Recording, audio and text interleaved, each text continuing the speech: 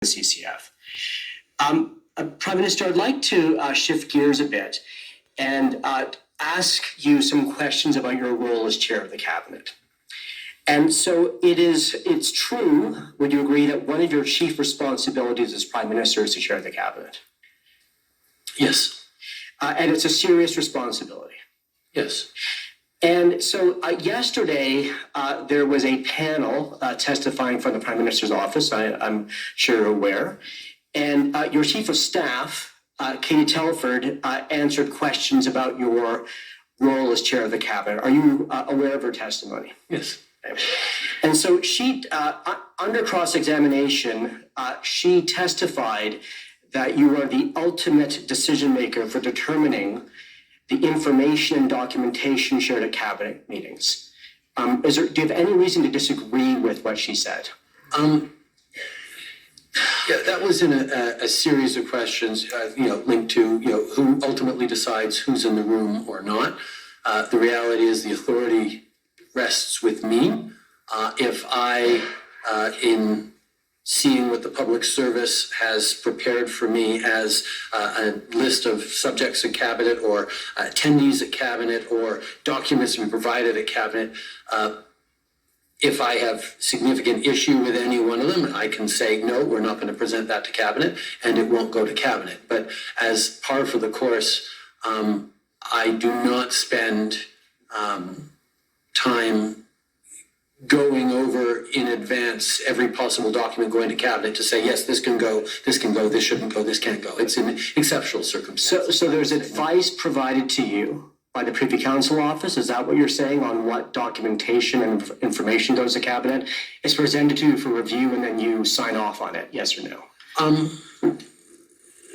No, for example, if we're dealing in cabinet with a particular MC from, or a particular proposal from a given department, they will put forward that document, that proposal.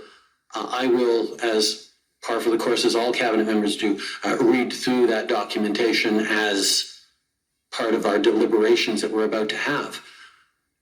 But for me, I have the power to say, no, you know what, we're not going to discuss this today, or this document's not going to go in, which I do from time to time. If we decide, no, it's not ready to go forward, we're not going to do that. But I guess I'm not entirely sure what power you're trying to get me to admit to having. Sure. So why don't we talk about the February 13th cabinet meeting? So the questions are about that. And so you'd agree, sir, that was an extraordinarily important cabinet meeting? Yes. A historic meeting, even? Yes.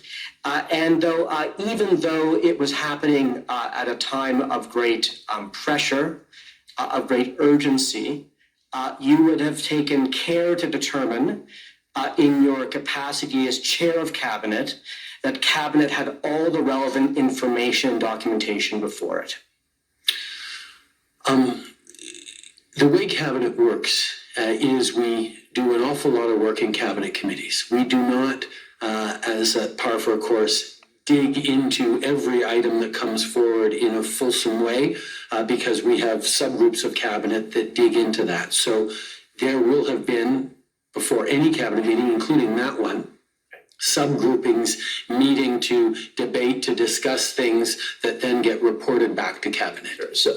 But you would agree that under the Emergencies Act, as you stated this morning in testimony, the power to declare a public order emergency rests with what you called the cabinet and prime minister, which is the governor and council, right? Which is the full cabinet, not a cabinet subcommittee. No, that's right. Okay. Cabinet subcommittees deliberate, but as a matter of generality, they don't make final determinations. And you agree, there's no way you could have declared a public order emergency without having a full cabinet meeting.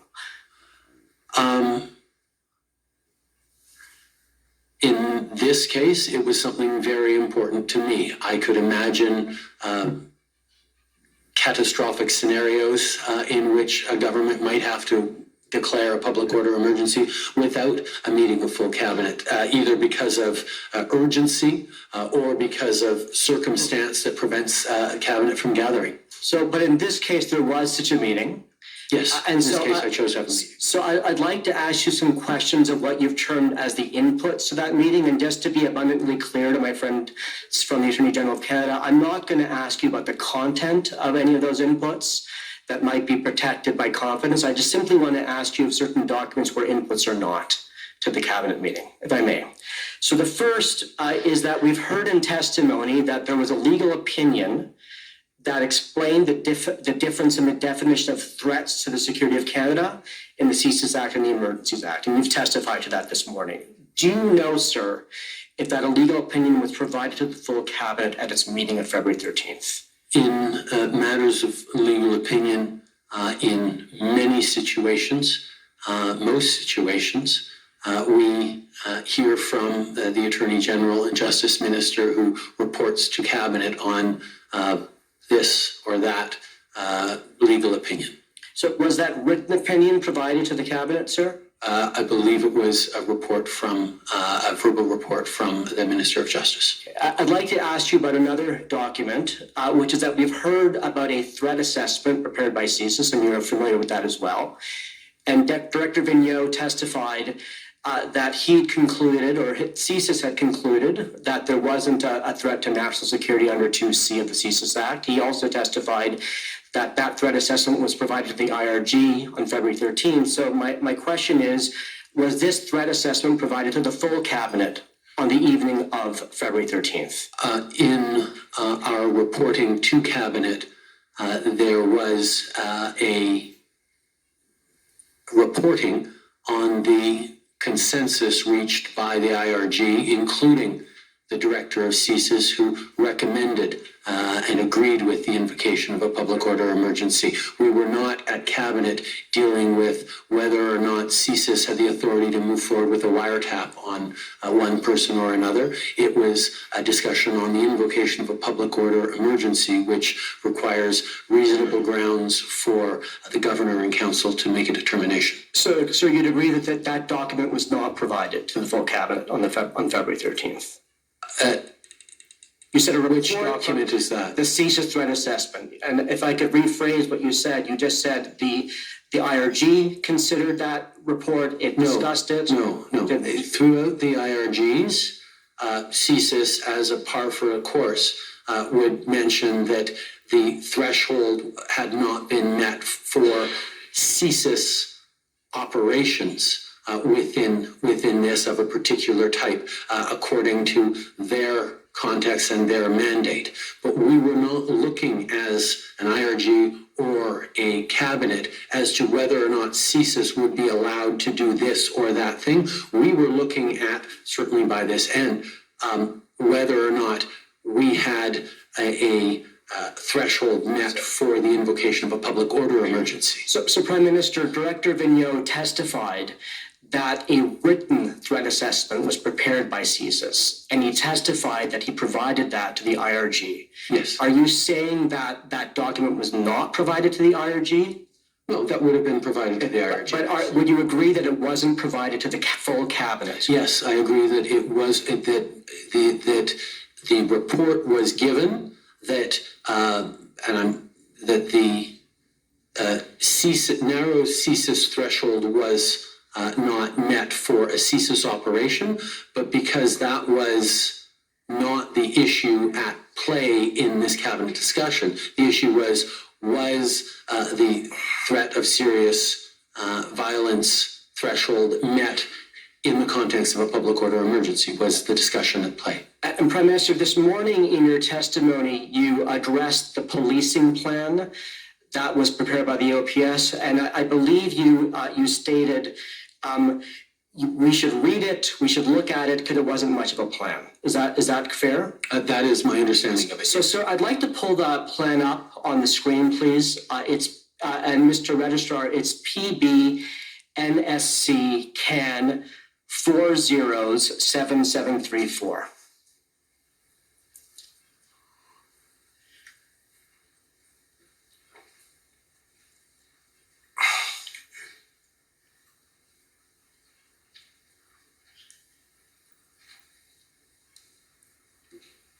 Thank you, Mr. Registrar. Prime Minister, is this the document or is this the plan you were referring to?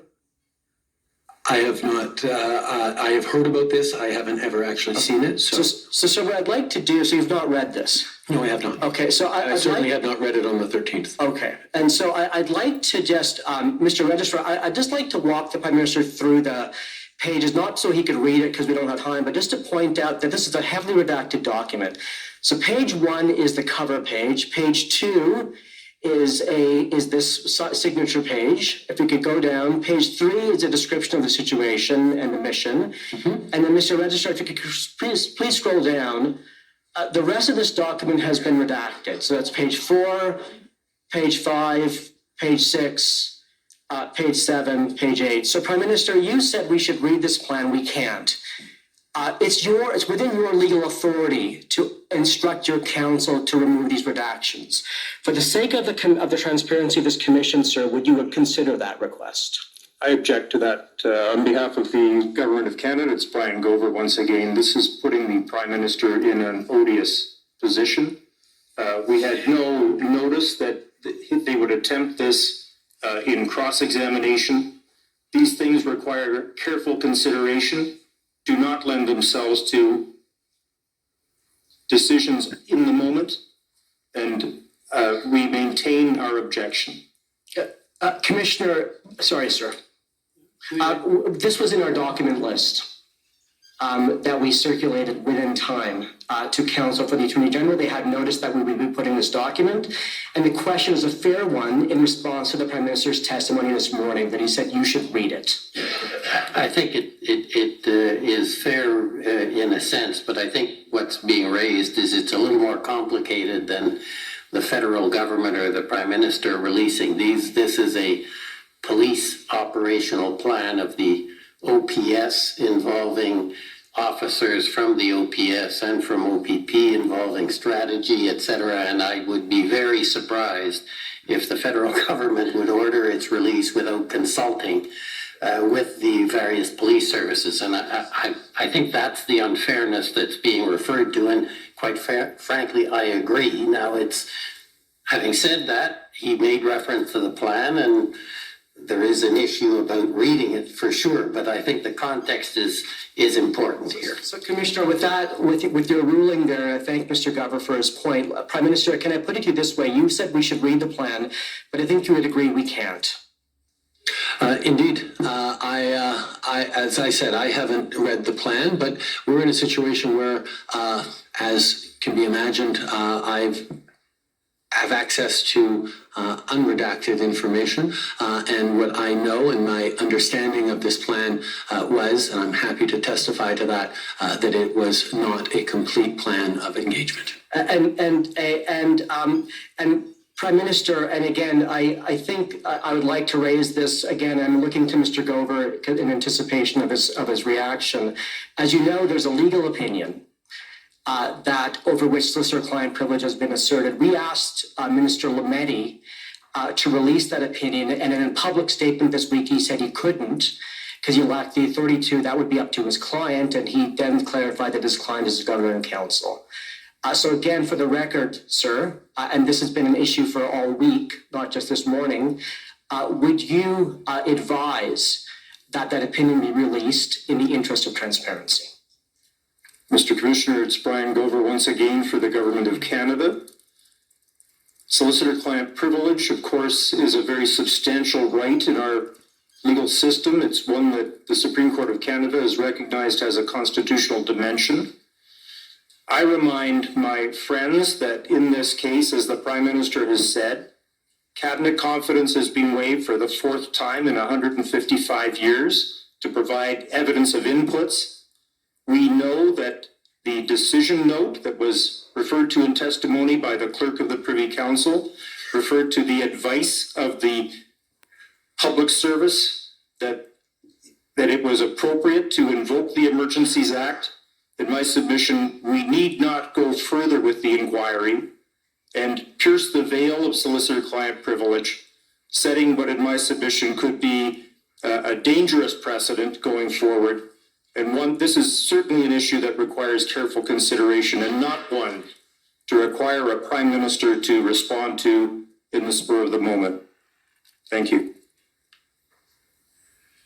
Okay. Okay, well, I think you have a refusal essentially by council, so I think you're going to have to move on. Okay, thank you, Commissioner. And so I have one final question, sir. So there has been a lot of discussion this week about legal thresholds and how they differ under the Emergencies Act, on your government submission than they do under the CSIS Act. And you testified about this morning. I just want to ask you one question. The emergency was revoked on February 23rd, correct?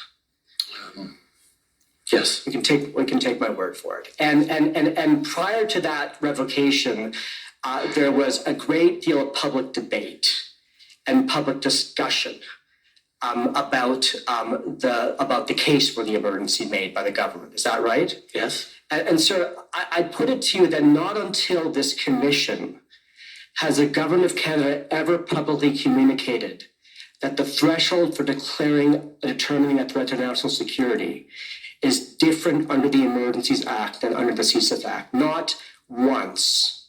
Why is that, sir? It's in the first line of the public order emergency section of the Emergencies Act that the governor and council can, on reasonable grounds, declare a public order emergency if, in their reasonable opinion, I'm paraphrasing obviously, there are threats to the security of Canada, and it is a national emergency. That doesn't mention CSIS threshold anywhere. Commissioner, I think those conclude my questions. Thank you. Okay, thank you. Just before I go